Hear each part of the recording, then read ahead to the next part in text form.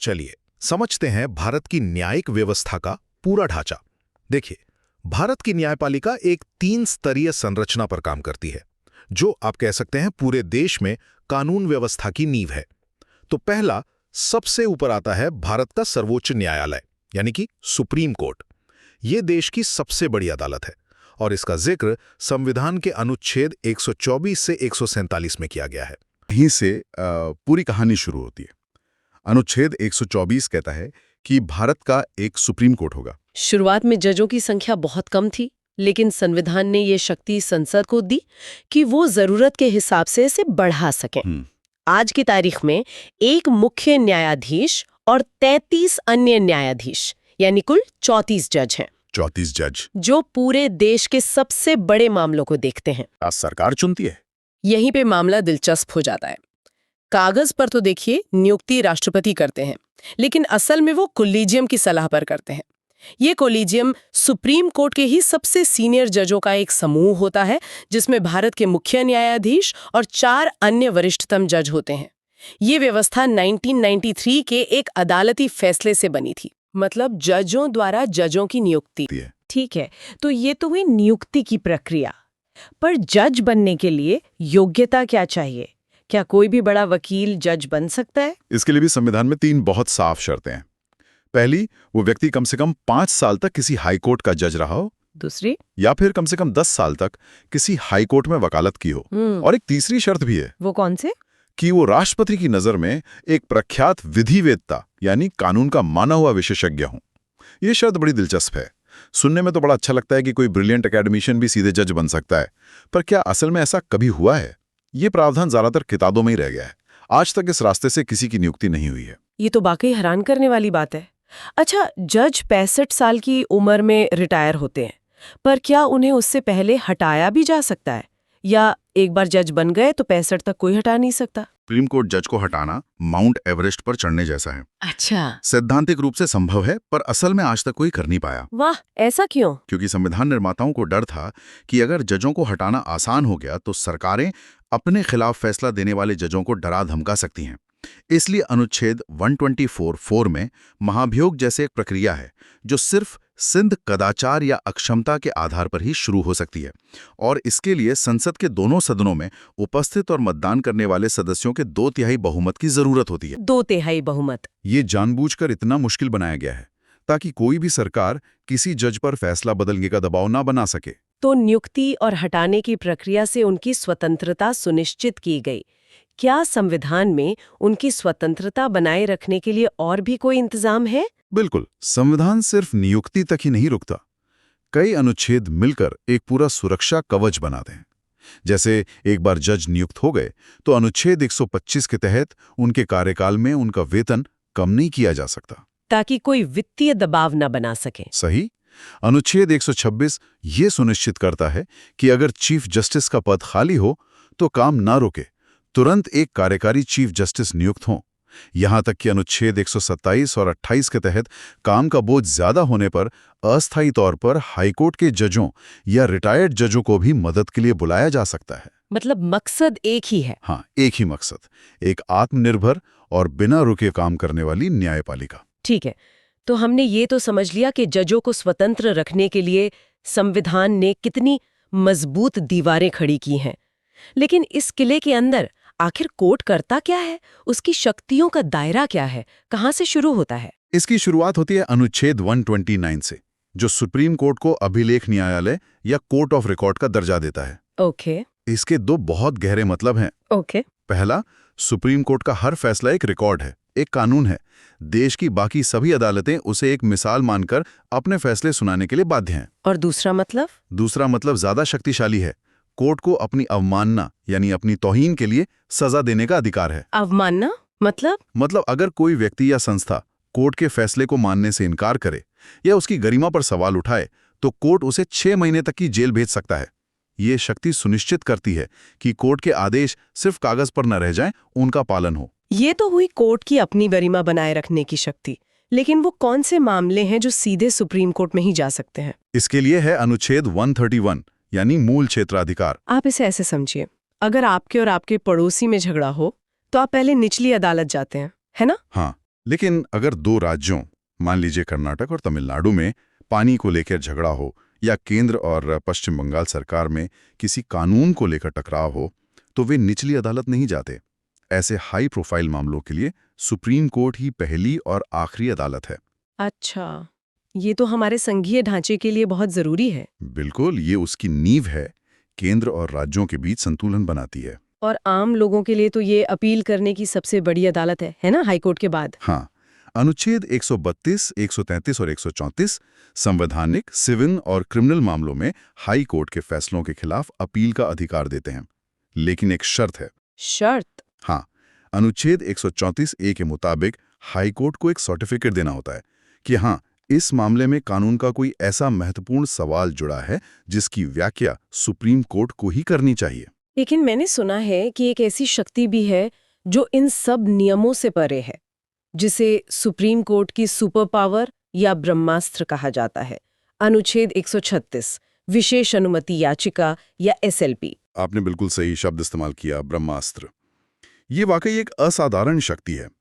इसके तहत supreme court सैन्य अदालतों को छोड़कर भारत की किसी भी अदालत या ट्रिब्यूनल के किसी भी फैसले, आदेश या सजा के खिलाफ अपील सुनने की अनुमति दे सकता है। एक मिनट, मुझे ये ठीक से समझ नहीं आया। मतलब अगर कोई केस हर अदालत में हर स्तर पर हार चुका है और तकनीकी रूप से अपील के सारे रास्ते बंद हो चुके हैं, तो भी सुप्रीम कोर्ट कह सकता है कि नहीं, हम इसे सुनेंगे? हाँ, बिल्कुल यही मतलब है। ये शक्ति किसी भी कानून या नियम से बंधी नहीं है। किसी भी नियम से नहीं? जी, ये पूरी तरह सुप्रीम कोर्ट के विवेक पर निर्भर करती है।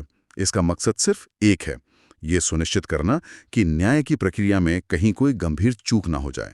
अगर कोर्ट को लगता है कि किसी फैसले से घोर अन्याय हुआ है, तो वो SLP के जरिए हस्तक्षेप कर सकता है। तो ये न्याय का आखिरी सुरक्षा वाल्व है। बिल्कुल। ये तो सच में बहुत बड़ी शक्ति है। लेकिन क्या इतनी शक्तियों के साथ कोर्ट से कभी कोई गलती नहीं हो सकती? क्या वो अपने ही फैसले को पलट सकता है? जरूर पलट सकता है, और यही एक मजबूत संस्था की निशानी है।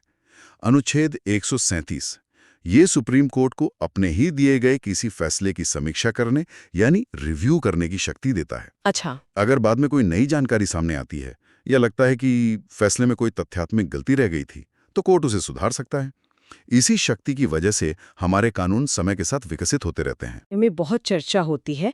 अनुच्छेद 142 पूर्ण न्याय करने की शक्ति। अयोध्या मामले से लेकर हाल के चंडीगढ़ मेयर चुनाव तक इसका जिक्र बार बार आता है। ये SLP से कैसे अलग है?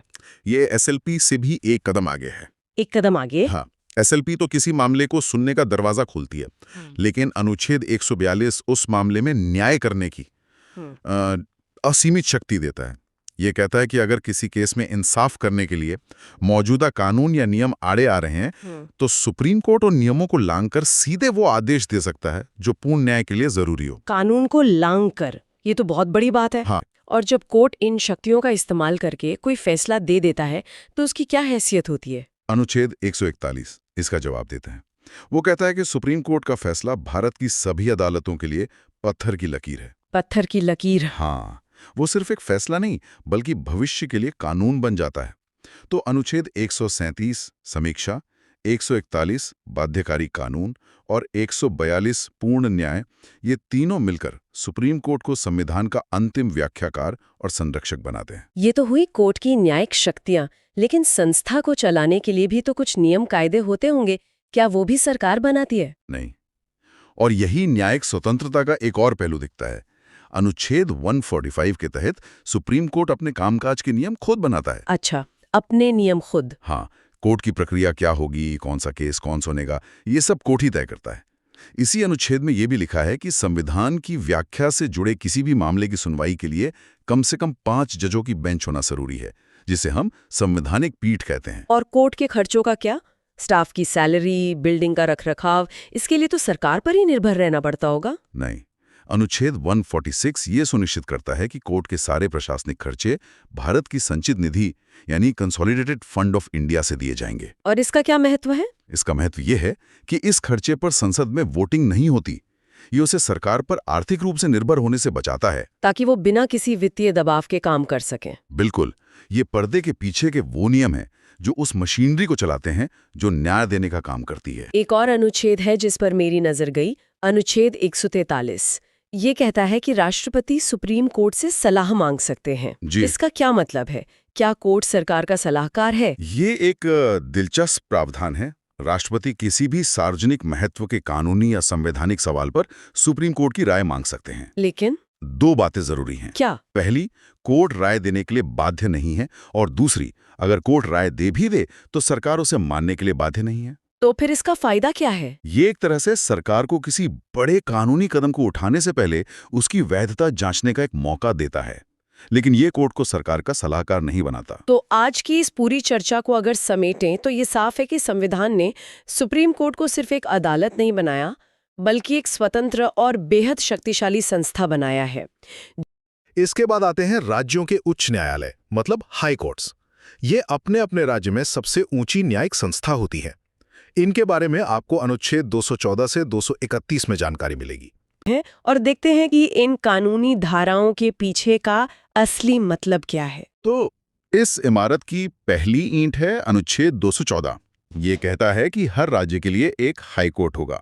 सुनने में तो बड़ा सीधा और सरल लगता है। सीधा है, हाँ, लेकिन इसमें एक बहुत ही समझदारी वाला लचीलापन छिपा है। अच्छा। जी, संविधान बनाने वालों ने भविष्य की जरूरतों को पहले ही सोच लिया था।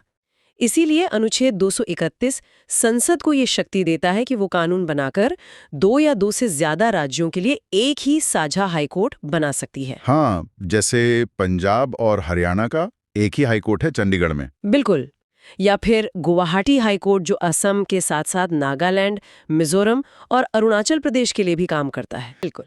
अब आते हैं अनुच्छेद 215 पर। यह कहता है कि हाईकोर्ट अभिलेख न्यायालय या कोर्ट ऑफ रिकॉर्ड होगा। ये सुनने में थोड़ा भारी शब्द लगता है। इसका असली में क्या मतलब है? हाँ, ये शब्द थोड़ा तकनीकी है। इसे ऐसे समझिए कि हाईकोर्ट एक ऐसा इतिहासकार है जिसकी लिखी हर बात को अंतिम सत्य माना जाता है। अच्छा। इसके 2 गहरे मतलब हैं। पहला, हाईकोर्ट के सभी फैसलों और कार्यवाही को स्थायी रूप से रिकॉर्ड किया जाता है। इन रिकॉर्ड्स की एविडेंशियरी वैल्यू होती है, यानी उन्हें सबूत के तौर पर पेश किया जा सकता है। सही पकड़ा।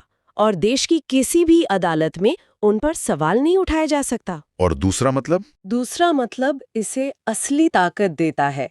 एक कोर्ट ऑफ रिकॉर्ड होने के नाते हाईकोर्ट को अपनी अवमानना या कंटेम्प्ट ऑफ कोर्ट के लिए किसी को भी दंडित करने की शक्ति है। मतलब अगर कोई अदालत के आदेश को ना माने तो अदालत उसे सजा दे सकती है। ये अदालत का इकबाल बनाए रखने के लिए जरूरी है। 216 कहता है कि हाई कोर्ट में एक मुख्य न्यायाधीश और कुछ अन्य न्यायाधीश होंगे, लेकिन कितने? क्या कोई तय संख्या है? यहीं पर एक और दिलचस्प बात है। संविधान में जजों की कोई न्यूनतम या अधिकतम संख्या तय नहीं की गई है। तो ये कौन तय करता है? यह पूरी तरह से राष्ट्रपति पर निर्भर करता है कि वे काम के बोझ को देखते हुए समय समय पर कितने जजों की नियुक्ति जरूरी समझते हैं। अनुच्छेद 217 नियुक्ति की प्रक्रिया के बारे में बताता है। हाँ, ये एक बहुत ही महत्वपूर्ण प्रक्रिया है। संवैधानिक प्रावधान के अनुसार नियुक्ति राष्ट्रपति द्वारा की जाती है, लेकिन अकेले नहीं। अच्छा, तो इसमें और कौन शामिल होता है? ये भारत के मुख्य न्यायाधीश यानी सीजेआई, उस राज्य के राज्यपाल, और अगर किसी अन्य जज की नियुक्ति हो रही है तो उस हाई कोर्ट के मुख्य न्यायाधीश से भी सलाह मशवरा करते हैं। तो ये एक तरह की जांच और संतुलन की व्यवस्था है ताकि नियुक्ति में मनमानी ना हो। बिल्कुल। और जज बनने के लिए योग्यता क्या रखी गई? देखिए, स्रोत के अनुसार 2 मुख्य योग्यताएं हैं। व्यक्ति को भारत का नागरिक होना चाहिए, ये तो पहली शर्त है। और दूसरी ये कि उसके पास कम से कम 10 साल का न्यायिक अनुभव होना चाहिए। न्यायिक अनुभव मतलब? ये अनुभव 2 तरह का हो सकता है। या तो व्यक्ति ने 10 साल तक भारत में किसी न्यायिक पद पर काम किया हो, जैसे कि डिस्ट्रिक्ट जज, या फिर वो कम से कम 10 साल तक किसी हाई कोर्ट में वकील रहा हो और उनकी सेवानिवृत्ति की आयु 62 वर्ष होती है। यहाँ जो के तबादले से जुड़ा अनुच्छेद 222 भी है। ये कहता है कि राष्ट्रपति सीजेआई की सलाह पर किसी जज का एक हाई कोर्ट से दूसरे में तबादला कर सकते हैं। ये प्रावधान क्यों जरूरी है? इसके पीछे कई कारण बताए जाते हैं। एक तो ये कि इससे पूरे देश की न्याय व्यवस्था में एक रूपता आती है। दूसरा, ये किसी जज को स्थानीय पूर्वाग्रहों या दबावों से बचाने में भी मदद कर सकता है। लेकिन इस पर विवाद भी तो हुए हैं। हाँ, ये भी सच है। इतिहास में इस शक्ति के इस्तेमाल पर काफी विवाद हुए हैं। इसे कई बार दंड के तौर पर देखा है। अनुच्छेद 224 ये राष्ट्रपति को 2 साल की अवधि के लिए अपर न्यायाधीशों यानी एडिशनल जजेस की नियुक्ति करने की शक्ति देता है। अच्छा, ये एक तरह का फ्लेक्सी सिस्टम है। बिल्कुल, ताकि न्याय की गाड़ी धीमी न पड़ जाए। ये लंबित मामलों की समस्या से निपटने का एक संवैधानिक उपकरण है। तो हमारे पास इमारत है, उसमें काम करने वाले अनुभवी लोग भी हैं। अब आते हैं सबसे जरूरी सवाल पर। एक हाई कोर्ट वास्तव में करता क्या है? उसकी असली ताकत क्या है? मुझे लगता है यहाँ अनुच्छेद 226 का जिक्र सबसे पहले होना चाहिए। बिना किसी शक के अनुच्छेद 226 हाई कोर्ट के तर्कश का सबसे शक्तिशाली तीर है। ये है रिट जारी करने की शक्ति। रिट? जी, अगर किसी भी नागरिक के मौलिक अधिकारों का हनन होता है तो वो सीधे सुप्रीम कोर्ट जा सकता है या फिर सीधे हाई कोर्ट। लेकिन यहाँ एक बहुत ही आकर्षक बारीकी है। वो क्या? हाई कोर्ट की रिट जारी करने की शक्ति कुछ मामलों में सुप्रीम कोर्ट से भी ज्यादा विस्तृत है। ज्यादा विस्तृत? ये तो सुनने में बड़ा अजीब लगता है। सुप्रीम कोर्ट तो सर्वोच्च है, ये कैसे हो सकता है? ऐसा इसलिए है क्योंकि सुप्रीम कोर्ट अनुच्छेद 32 के तहत केवल मौलिक अधिकारों के उल्लंघन पर ही रिट जारी कर सकता है। केवल मौलिक अधिकार? हाँ, जबकि हाई कोर्ट अनुच्छेद 226 के तहत मौलिक अधिकारों के साथ साथ किसी भी अन्य कानूनी अधिकार के उल्लंघन पर भी रिट जारी कर सकता है। क्या आप इसे एक उदाहरण से समझा सकती हैं? जरूर। मान लीजिए सरकार आपकी जमीन का अधिग्रहण करती है, लेकिन आपको उचित मुआवजा नहीं देती। संपत्ति का अधिकार अब मौलिक अधिकार नहीं बल्कि एक कानूनी अधिकार है। इस मामले में आप सीधे सुप्रीम कोर्ट नहीं जा सकते, लेकिन आप अनुच्छेद 226 के तहत हाई कोर्ट जरूर जा सकते हैं। करण ने बिना कोई कारण बताए आपकी दुकान का लाइसेंस रद्द कर दिया। ये आपके व्यापार करने की कानूनी अधिकार का हनन है। आप सीधे हाई कोर्ट जा सकते हैं और अदालत से मदद मांग सकते हैं? हाँ, और मैंडेमिस रिट की मांग कर सकते हैं। मतलब अदालत उस प्राधिकरण को अपना कानूनी कर्तव्य पूरा करने का आदेश दे सकती है। ये नागरिकों के हाथ में एक ब्रह्मास्त्र जैसा है। तो रिट जारी करना एक तरह से नागरिकों को सीधे बचाने की शक्ति हुई। लेकिन क्या हाई कोर्ट का काम सिर्फ समस्याओं को सुलझाना है या वो पूरे सिस्टम पर नजर भी रखता है? यही पर शायद अधीक्षण की शक्ति का जिक्र आता है ना? बिल्कुल सही। यही अनुच्छेद 227 तस्वीर में आता है, पावर ऑफ सुपरिंटेंडेंस। अगर अनुच्छेद 226 एक सर्जन का चाकू है जो किसी खास समस्या का ऑपरेशन करता है, तो अनुच्छेद 227 एक एडमिनिस्ट्रेटर की नजर है जो पूरे अस्पताल के कामकाज पर निगरानी रखता है। क्या बात है, बेहतरीन एनालॉजी है। हाई कोर्ट अपने अधिकार क्षेत्र में आने वाली सभी अधीनस्थ अदालतों और न्यायाधिकरणों का सुपरवाइजर है। तो वो निचली अदालतों का हेडमास्टर है? हाँ, कह सकते हैं। वो उनके कामकाज की निगरानी करता है, उनसे जवाब तलब कर सकता है, उनके रिकॉर्ड्स की जांच कर सकता है, उनके लिए नियम बना सकता है और ये सुनिश्चित करता है कि वे सही तरीके से काम कर रहे हैं। बिल्कुल। ये सिर्फ न्यायिक नहीं बल्कि एक प्रशासनिक शक्ति भी है जो पूरे राज्य की न्याय व्यवस्था को नियंत्रित और अनुशासित रखती है। वाह! और इसी से जुड़ा अनुच्छेद 228 भी है जो मामलों के स्थानांतरण की बात करता है। हाँ, ये भी अधीक्षण की शक्ति का ही एक हिस्सा है। अगर किसी निचली अदालत में कोई ऐसा केस चल रहा है जिसमें संविधान की व्याख्या से जुड़ा कोई महत्वपूर्ण कानूनी सवाल है, तो हाई कोर्ट उस केस को अपने पास मंगवा सकता है। ताकि संविधान की सही व्याख्या हो? जी, ताकि कोई गलती ना हो और संविधान की सर्वोच्चता बनी रहे। ये शक्तियां तो वाकई बहुत व्यापक हैं, लेकिन इतनी बड़ी शक्तियों के लिए संस्था का स्वतंत्र होना भी तो जरूरी है। क्या संविधान में इसकी प्रशासनिक स्वतंत्रता के लिए भी कोई प्रावधान है? निश्चित रूप से, और ये हमें अनुच्छेद 229 पर लाता है। ये कहता है कि हाई कोर्ट के अधिकारियों और कर्मचारियों की नियुक्ति का अधिकार उस हाई कोर्ट के मुख्य न्यायाधीश के पास होगा। तो सरकार का कोई दखल नहीं? नहीं, उनके वेतन और भत्ते भी मुख्य न्यायाधीश ही तय करेंगे। हालांकि राज्यपाल से सलाह जरूरी है। इसका सीधा मतलब है कि हाई कोर्ट अपने स्टाफ और प्रशासन के लिए कार्यपालिका पर निर्भर नहीं है।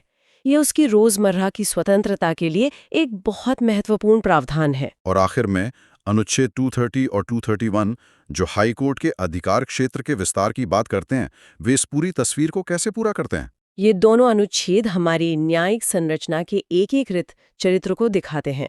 अनुच्छेद 230 संसद को शक्ति देता है कि वो किसी हाईकोर्ट के अधिकार क्षेत्र को किसी पड़ोसी केंद्र शासित प्रदेश तक बढ़ा सके, जैसे कैलकाटा हाईकोर्ट का अधिकार क्षेत्र अंडमान और निकोबार तक है। और 231 का जिक्र तो हमने शुरू में ही किया था। जी, कि 2 या 2 से ज़्यादा राज्यों के लिए एक साझा हाईकोर्ट बनाया जा सकता है।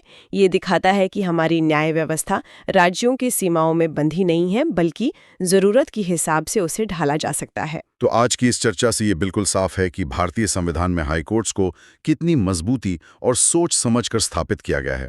उनकी नींव से लेकर जजों की नियुक्ति, उनकी व्यापक रिट शक्तियां और निचली अदालतों पर उनके नियंत्रण तक, ये सब मिलकर उन्हें राज्य में न्याय का सबसे प्रमुख स्तंभ बनाता है। हाँ, या सबसे आकर्षक बात यह है कि हाईकोर्ट सिर्फ अपील सुनने वाली अदालतें नहीं हैं, वे संविधान के संरक्षक हैं, नागरिकों के अधिकारों के रक्षक हैं और राज्य।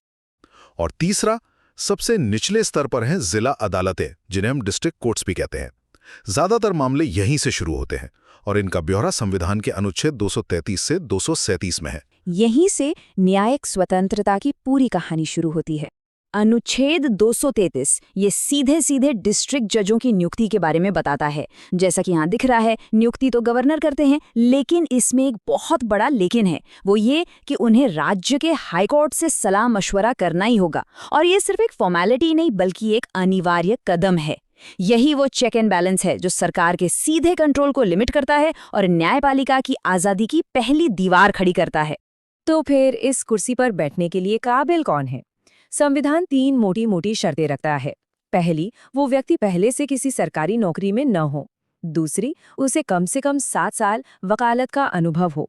और तीसरी, जो सबसे जरूरी है, हाई कोर्ट उसकी नियुक्ति के लिए सिफारिश करे। मतलब अगर कोई वकील 8 साल से प्रैक्टिस कर रहा है और हाई कोर्ट को लगता है कि वो काबिल है, तो उसकी सिफारिश पर गवर्नर उसे डिस्ट्रिक्ट जज बना सकते हैं। अच्छा, डिस्ट्रिक्ट जजों के अलावा जो दूसरे न्यायिक अधिकारी होते हैं, जैसे सिविल जज या जुडिशियल मैजिस्ट्रेट, उनकी भर्ती कैसे होती है? ये हमें अनुच्छेद 234 बताता है। यहाँ एक तरह की टीम काम करती है। स्टेट पब्लिक सर्विस कमीशन यानी PSC परीक्षा करवाता है। सिलेक्शन के बाद हाईकोर्ट से सलाह ली जाती है और फिर आखिर में गवर्नर अपॉइंटमेंट लेटर जारी करते हैं। ये जो PCSJ के एग्जाम्स होते हैं, वो इसी आर्टिकल के तहत होते हैं।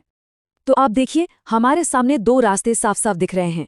एक तरफ है अनुच्छेद 233 जो अनुभवी वकीलों को सीधे बार से बेंच तक लाता है, और दूसरी तरफ है अनुच्छेद 234 जो कॉम्पिटिटिव एग्जाम्स के जरिए नए टैलेंट को सिस्टम में आने का मौका देता है। रास्ते भले ही अलग हों, पर मंजिल एक ही है, न्याय व्यवस्था में सबसे काबिल लोगों को लेकर आना। अच्छा, जजों को चुन लेना तो बस आधा काम है। असली आज़ादी तो तब पक्की होती है जब न्यायपालिका बिना किसी दखलंदाजी के अपना काम कर सके। और यहीं पर हाई कोर्ट का रोल आता है, जो एक गार्डियन की तरह स्वतंत्रता के संरक्षक के रूप में काम करता है। जी हाँ, अनुच्छेद 235 को यूं ही नहीं, बल्कि जुडिशियल इंडिपेंडेंस की रीढ़ यानी बैकबोन कहा जाता है। जैसे रीढ़ की हड्डी हमारे शरीर को सीधा रखती है, सहारा देती है, ठीक वैसे ही ये आर्टिकल निचली अदालतों को हर तरह के बाहरी दबाव से बचाकर मजबूती से खड़ा रखता है। तो ये कंट्रोल कितना गहरा है, जरा देखिए। एक जज की पोस्टिंग कहाँ होगी, उसका प्रमोशन कब होगा, ट्रांसफर, छुट्टी, और यहाँ तक कि उसके खिलाफ कोई अनुशासनात्मक कार्रवाई करनी हो तो उसका अधिकार भी, सब कुछ A to Z high court के हाथ में है। ये एक ऐसा कवच है जो पक्का करता है कि कोई भी जज किसी बाहरी ताकत से न तो डरे और न ही किसी लालच में आए। और अगर इस शक्ति पर कोई शक शुबा हो तो देश की सबसे बड़ी अदालत सुप्रीम कोर्ट ने भी कई बार इस पर अपनी मुहर लगा दी है। कोर्ट ने साफ कहा है कि हाई कोर्ट का ये कंट्रोल सिर्फ नाम का नहीं, बल्कि पूर्ण और प्रभावी होना चाहिए। मतलब इसमें किसी भी तरह की सेंधामारी की कोई गुंजाइश नहीं है। अब देखिए, जब इतना बड़ा और इतना जरूरी सिस्टम बनाया जाता है तो ये भी पक्का करना पड़ता है कि उसके नियम, कानून और परिभाषाएं एकदम साफ हों, ताकि बाद में कोई कंफ्यूजन न रहे। हमारा संविधान ये काम भी करता है। जैसे कि जब हम डिस्ट्रिक्ट जज कहते हैं तो इसका क्या मतलब है? अनुच्छेद 236 बताता है कि ये एक बहुत बड़ी छतरी है। जैसा कि हम यहाँ देख सकते हैं, इसके नीचे सिर्फ डिस्ट्रिक्ट जज ही नहीं बल्कि एडिशनल जज, सेशन जज और भी कई तरह के न्यायिक अधिकारी आते हैं। ये क्लैरिटी पक्का करती है कि कोई भी इन नियमों का गलत मतलब ना निकाल सके। ठीक इसी तरह जुडिशियल सर्विस को भी साफ साफ डिफाइन किया गया है। ये परिभाषा बताती है कि ये सर्विस सिर्फ और सिर्फ न्यायिक काम करने वालों के लिए है।